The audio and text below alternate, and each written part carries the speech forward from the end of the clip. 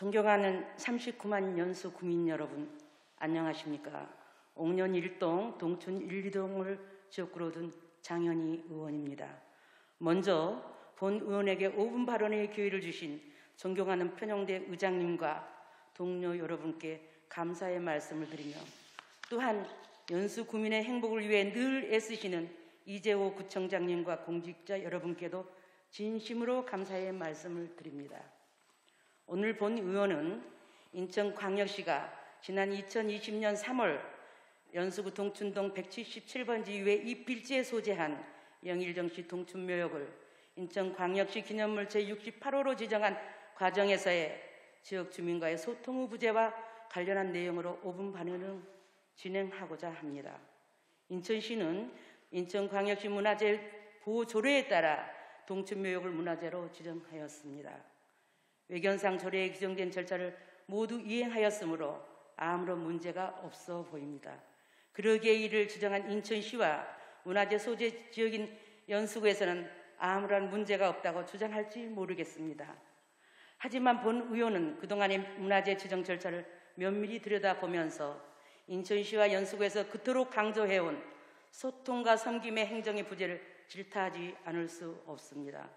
인천광역시 문화재 조례 제5조 제4항에는 문화재 지정 가치가 있는 경우 30일간 지정 예고를 하게 되어 있고, 같은 조 제5항의 내용을 살펴보면 30일간의 지정 예고는 단순한 예고에 그치는 것이 아니라 이해 관계자의 충분한 의견 수렴이 필요함을 알 수 있습니다. 더욱이 동춘묘역의 경우 아파트 밀집 지역과 상가가 인접해 있어 문화재 지정 후에는 인근 주변의 재산권 행사 제한이 불을 보듯 뻔한 일임에도 불구하고 시는 예고 공고문을 홈페이지와 시보에 게시하는 것 외에는 의견 수렴을 위한 그 흔한 공청회, 간담회 등의 개최 등을 아무런 노력이 없었습니다. 물론 외견상 공고문을 게시하였으므로 절차상 하자는 없다고 주장할지 모르다 생업에 바쁜 주민들이 본인과 관련된 어떤 행정 절차가 어떻게 진행되고 있는지 항상 파악하고 계신 분은 없을 것입니다. 이런 형식적인 지정 예고 공고를 통해 주민 의견 없음으로 가름하는 것에 대해 지역 주민들이 제기하는 절차적 문제를 본 의원 또한 제기하지 않을 수 없습니다. 동춘묘역의 경우 녹지지역으로 조례 제15조에 따라 문화재구역 외곽 경계 지점에서 500m 이내의 지역이 역사문화환경보존지역이 되므로 재산권 행사가 제한될 수 있는 범위를 충분히 예측할 수 있었습니다.